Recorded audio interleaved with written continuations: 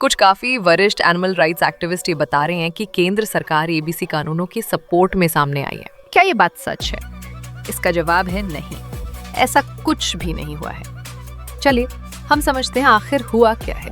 यह है एसपी सिंह बघेल, हमारी सरकार में minister of state for fisheries, animal husbandry and dairy. इनसे संसद में 2 सवाल पूछे गए थे।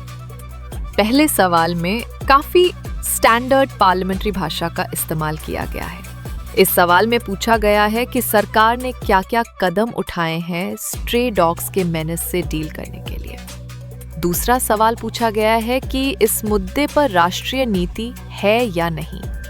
राष्ट्रीय नीति बोले तो फॉर्मल रूल्स किसी एक्ट के तहत या कोई नेशनल स्कीम या एडवाइजरी या गाइडलाइन, ये भी स्टैंडर्ड संसदीय भाषा है।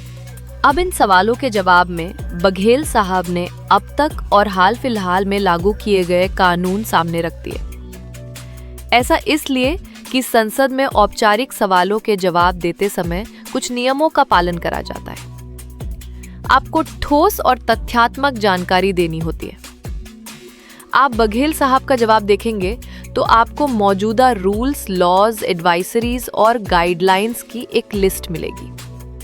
ये कोई नया अनाउंसमेंट नहीं है, ना ही ये कोई नई पुष्टि या रीअफर्मेशन है। ये 2 सवालों के जवाब में दिए गए मौजूदा कानून और नियम और दिशा निर्देश का समरी है। जैसे आप इस टेबल को देखिए, यहाँ 2022 से लेकर 2025 तक सभी एडवाइजरीज का जिक्र किया गया है। इसका सुप्रीम कोर्ट के दिल्ली एनसीआर को लेकर दिए गए आदेश का या उस ऑर्डर पर सरकार के स्टैंड का कोई लेना देना नहीं है।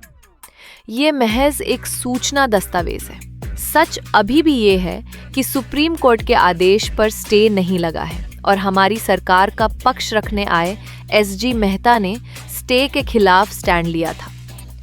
कुछ लोग स्ट्रैटेजिक तरीके से कोशिश कर रहे हैं कि हमारे स्ट्रे डॉग्स के आंदोलन को कमजोर करा जाए। हम ऐसा नहीं होने देंगे और हम आपसे भी अपील करते हैं कि अपने विवेक का इस्तेमाल करें और खुद चीज़ों को समझें। हमारे कुत्तों की जान हमारे लिए सर्वप्रिय है।